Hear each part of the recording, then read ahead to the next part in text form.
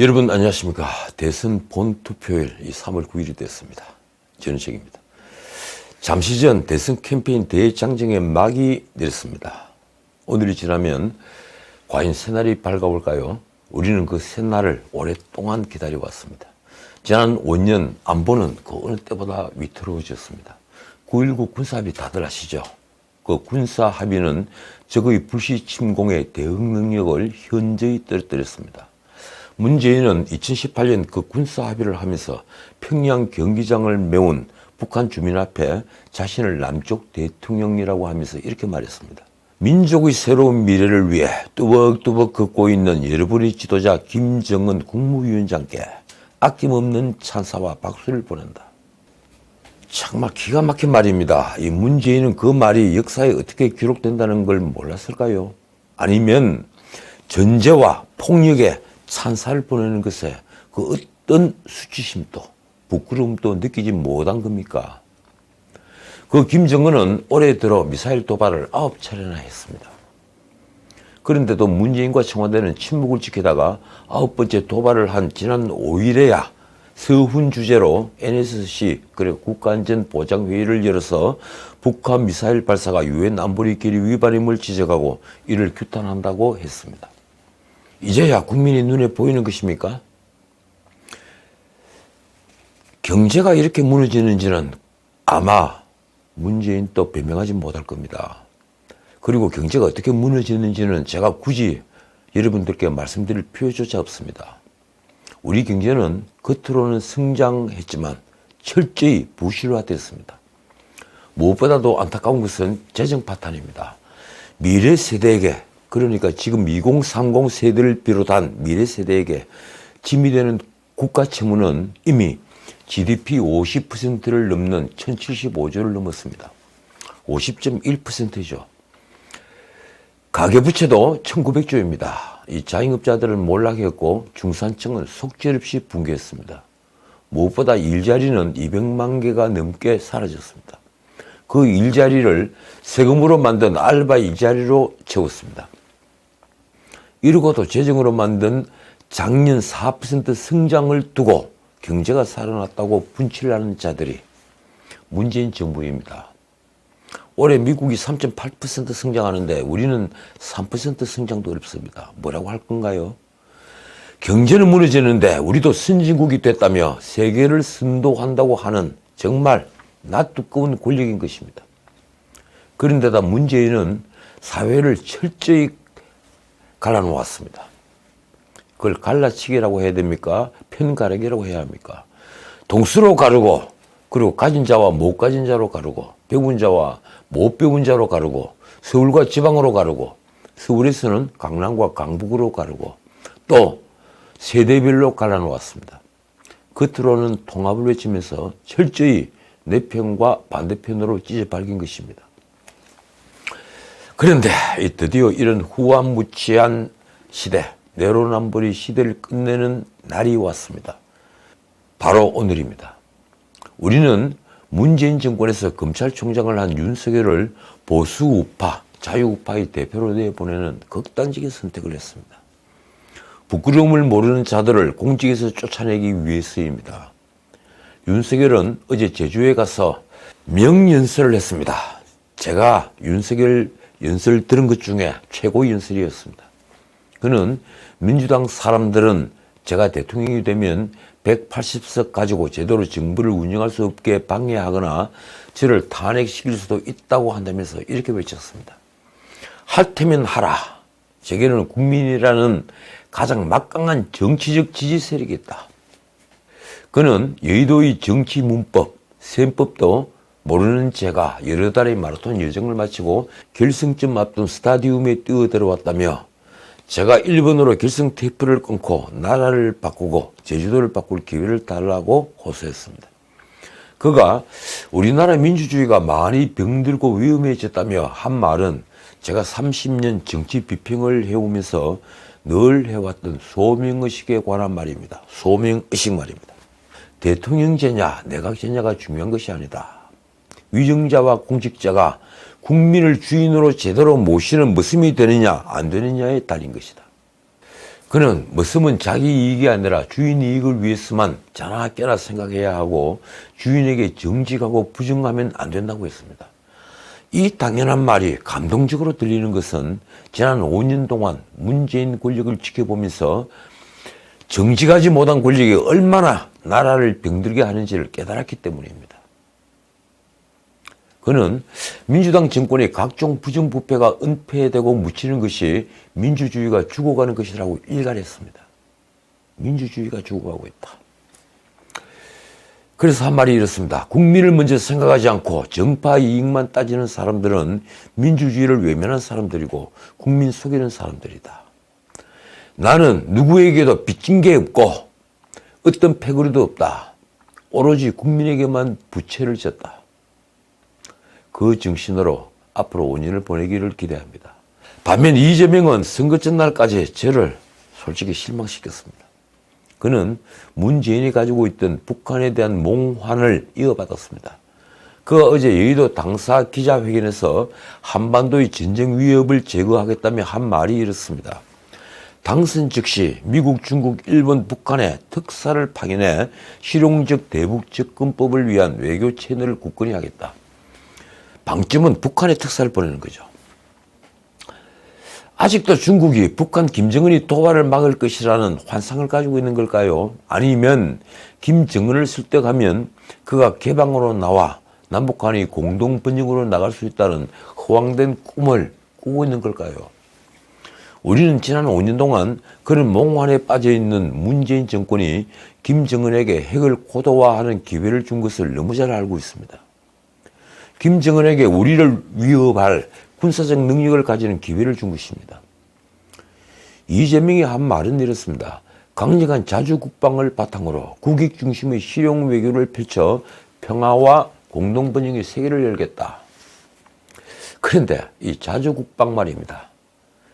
그게 말처럼 쉽지 않고 또 말로서 되는 게 아닙니다. 이재명은 윤석열이 북한이 도발 정보가 농후하면 선제 타격을 한다는 당연한 말을 선제 타격론이라며 전쟁광으로 몰아붙였습니다. 작게 5015에 있는 우리 국가, 우리 군의 중심 작전 계획을 말입니다. 그러면서 당선 즉시 북한 특사를 말하는 것은 아직도 김정은과 대화로서 평화를 얻을 수 있다는 문재인의 몽환적 태도에서 한 발도 벗어나지 못하고 있는 걸 보여줍니다. 이재명은 어제 회견에서 또 포퓰리즘적 태도를 보였습니다.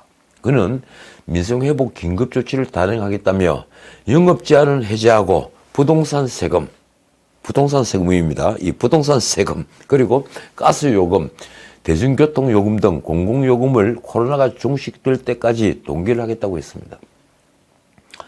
그가 부동산 세금을 동결한다는 건 서울의 중산층에게 맛있는 먹잇감을 떠주는 것입니다. 토지이익 배당금제를 실시한다는 분이 그리고 부동산으로 인한 소득은 전부 다 불로소득이라는 분이 어떻게 부동산 세금을 동결하겠다는 발상을 했습니까? 자, 좋습니다. 그는 또 50조 규모의 긴급재정 명령권을 하겠다는 말을 반복하며 신용 대3인도 재차 강조했습니다. 도대체 대통령의 긴급재정 명령권이 언제 발동할 수 있는 건지 알게나 하는 겁니까?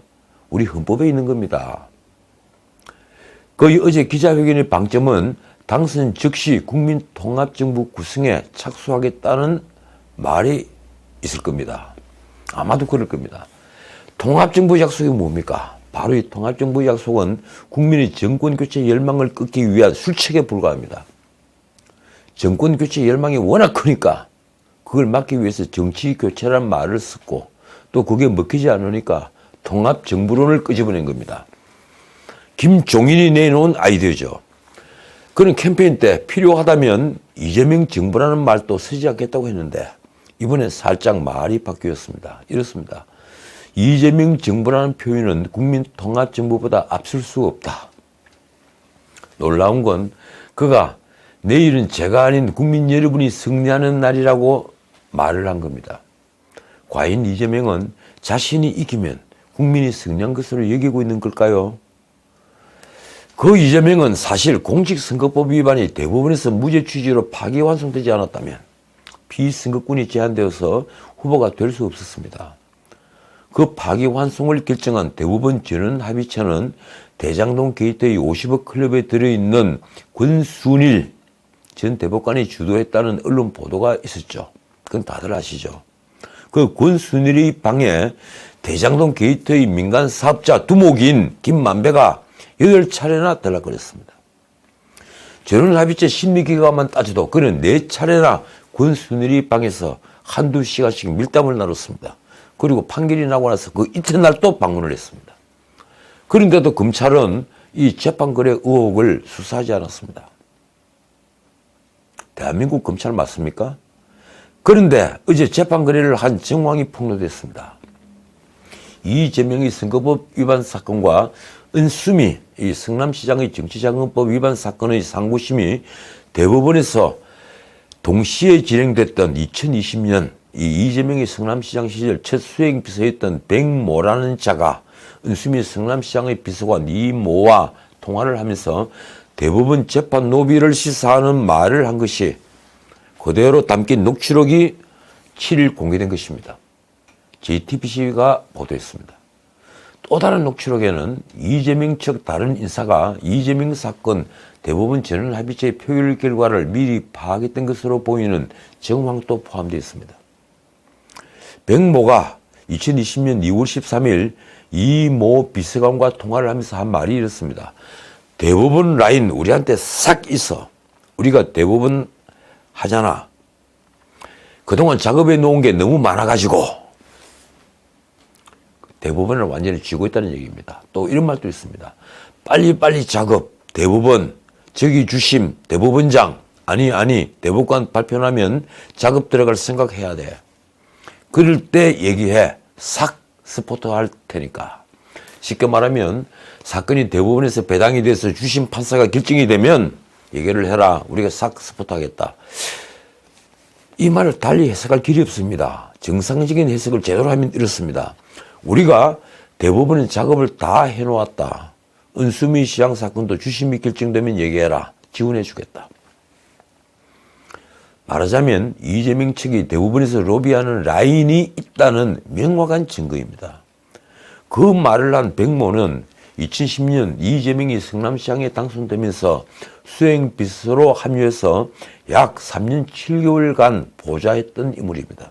그런가 하면 이재명의 성남시장 선거 캠프 출신이며 인수위원이었던 임모라는 자가 2020년 6월 24일 은수미 측 이모 비서관과의 통화에서 이재명 사건이 대법원 선고 결과를 사전에 파악하고 있다는 취지의 말이 그대로 담겨있는 녹취록도 이날 공개가 됐습니다. 당시 임모의 말이 이렇습니다. 지사님 사건은 대법원에서 잠정 표결을 한 모양이야. 이 대법원에서란 말은 제가 집어넣은 말입니다. 이해를 쉽게 하기 위해서 말입니다. 다시 말씀드리면 이렇습니다. 지사님 사건은 잠정 표결을 한 모양이야. 잘 됐다는 쪽으로 가닥이 잡힌 것 같네. 7월 16일 결과가 나온 모양이야. 만장일치는 아닌 것 같고 8대 5나 예를 들어 그 8대 5로 이미 대법원에서 파기환송이 결정되어 있다. 이 얘기입니다. 그런데 실제 대법원 전원합의체는 2020년 7월 16일 이재명의 공직선거법 위반 사건을 무죄 취지로 파기환송했는데 이 대법원 표결 결과는 놀랍게도 무죄 7명, 유죄 5명, 회피 1명이었습니다. 이 무죄와 회피 1명을 합치면 8대 5가 맞습니다. 임모의 말과 사실상 같았던 것입니다. 당시 무죄에 찬성한 7명은 이렇습니다. 김명수 대법원장, 그리고 문제의 권순일 전 대법관, 그 다음에 지금 중앙선관위원장을 하고 있죠. 노정희, 김재형, 박정화, 민유숙, 김상환. 자, 여러분들, 이분들이 대부분 어떤 출신들인지 알고 계시겠죠. 그 판결 선고 일주일 전에는 대법원 이부는 은수미 사건을 검찰이 항소 이유서를 제대로 적지 않은 절차적 하자가 있으니 당선 무효형을 선고할 수 없다며 파기환송을 선고했습니다. 역시 파기환송입니다. 당시 대법원 이부는 안철상, 노정희, 박상옥 그리고 김상환이었습니다. 그런데 이 재판거래 의혹은 대장동 게이트가 불거지기 1년 7개월 전인 2020년 3월 13일자 정영학 녹취록에도 나옵니다. 이 녹취록을 보면 권순일 방을 8차례나 찾아간 김만배가 정영학에게 한 말이 그대로 담겨 있습니다. 은 시장은 당선 무효 아닐 정도만 하면 된다. 놀랍지 않습니까? 100만 원 이하 벌금이면 된다 이겁니다. 성남시장 자리만 그대로 보장이 되면 된다 이겁니다. 이런 녹취록대로라면 대법원의 이재명 은수미 재판을 김만배가 뒤에서 조종하고 있었다는 게 됩니다. 뇌물을 먹으면 뭐가 됩니까? 노예가 되죠. 뇌물을 받기 전에는 목에 힘주는 권력이지만 뇌물을 받은 뒤에는 뇌물 준 사람의 노예가 되는 겁니다. 2020년 3월 24일 정영학 녹취록에는 또 김만배의 이런 말이 들었습니다. 김만배는 근황을 묻는 정영학에게 이렇게 말합니다. 대법관님하고 사람 봐서 일한다. 그 대법관님이 누굽니까? 김만배는 2019년 7월부터 2020년 8월까지 총 9차례 대법원을 방문했는데 그중 8차례는 방문 장소를 권순일 대법관실로 적었습니다. 권순일은 대법원 전원합의체에서 이재명 무죄 의견을 주도했죠. 그는 퇴임 후에 2020년 11월 화천대유 고문으로 취임했습니다. 재판거래가 사실로 드러나면 어떻게 될까요? 대법원이 재판거래에 오염됐다. 저는 아직까지 듣도 보도 못한, 아니 상상하지도 못한, 상상하기도 싫은 사건입니다. 그리고 이는 우리 민주주의를 정면에서 훼손한 사건으로서 한국 사법부의 신뢰를 송두리째 무너뜨리는 대사건입니다. 광복 후에 대사건입니다. 당시 이재명 무죄에 찬성한 대법관들은 본인이 재판거래에 연루되지 않았다는 걸 증명하지 않는 한 검은 돈에 매수됐다는 오명을 무덤까지 가져가야 함은 물론 이 민주주의의 최후 보루인 사법부를 오염시킨 중죄에 따르는 책임을 져야 합니다. 광화문에 단두대를 세워야 합니다. 이 녹취록이 폭로되자 민주당 선대위는 이렇게 반박했습니다. 이재명 첫 수행 비서 대법원 관련서는 근거 없는 상상력이 빚은 명백한 허위 사실로서 녹취록 내용은 백 씨와 임 씨가 각각 사적인 대화에서 자신을 과시하기 위한 허세성 발언을 한 것에 불과하다. 그런데 그 녹취 내용은 자신을 과시하기 위한 게 아닙니다. 그렇지 않습니까? 자, 어제 또 하나의 폭로가 있었습니다. 대장동 게이트를 최초 보도한 경기경제신문 박종성 기자. 이 박 기자가 민주당 경선 후보 핵심 관계자가 제보해 줬기에 기사를 발행했다고 말을 한 것입니다. 그는 8일 페이스북에 대장동으로 시작한 대선이 막판까지 몸통이 이재명이냐 윤석열이냐 논란으로 마무리될 것 같다며 이렇게 썼습니다. 이번 대장동 특혜 의혹 논란의 시발점은 민주당 경선 과정에서 경선 후보의 핵심 관계자가 제보를 해줬기에 사실 확인을 거쳐 기자 수첩 형식으로 기사를 발행하게 됐다. 이 대장동 게이트의 제보자는 당시 이렇게 말했다고 합니다. 민주당 경선 후보 중 한 명이 부정부패 세력과 결탁해 대장동 특혜로 얻은 엄청난 수익금으로 자신의 출세 영역을 위한 발판으로 삼고 있다. 이 박 기자는 또 이렇게 썼습니다. 이재명이 민주당 대선 후보로 선정된 후 본선거에 접어들자 대장동 몸통이 윤석열이라고 국민에게 호도하고 있다.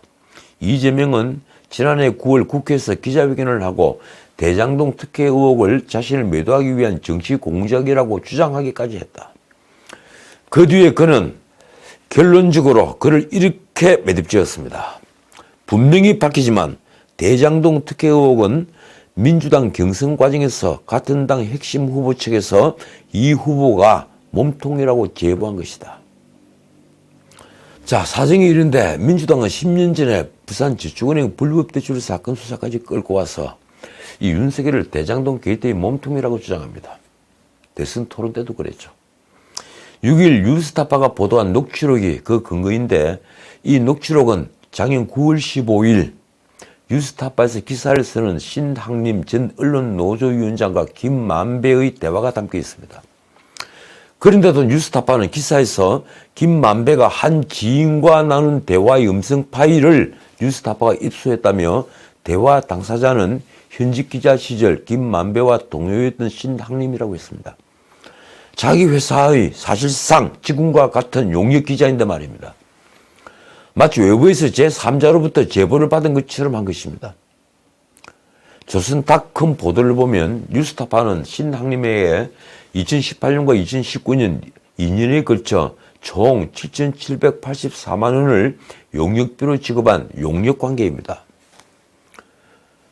쉽게 말하면 촉탁 기자라고 할 수가 있죠. 뉴스타파 김용진 대표는 신학림을 뉴스타파 전문위원이라며 지금도 돈을 주고 있다. 용역비는 아니고 프로젝트에 참여하면 돈을 준다고 설명했습니다. 그는 자사 전문위원을 왜 남인 것처럼 표기했느냐 하는 질문에는 모른다고 답변했습니다. 또 하나, 이 뉴스타파가 폭로한 음성 파일은 짜깁기 의혹도 제기가 됐습니다. 이 김만배가 자신보다 7살이나 나이가 많은 신학림과 이야기를 하며 스스로를 형이라고 말한 겁니다. 나이가 훨씬 많은 분을 앞에 두고 이 형이 보건대 뭐 이런 식으로 얘기를 한 겁니다. 자신이 천화동인을 소유하게 된 배경을 이렇게 해서 형이 많이 갖게 된 거지 천화동인이 다 파는 거였었는데 라고 말한 것이 그것입니다.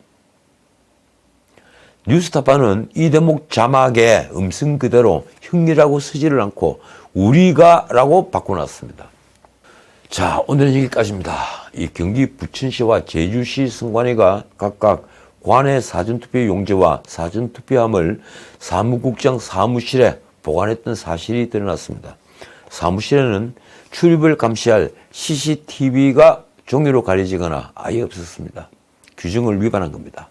언론 보도를 보면 부천시 선관위 사무국장 사무실에서는 다른 지역에서 사전투표한 부천 거주자들의 사전투표 우편물 약 5만 보가 발견이 됐습니다.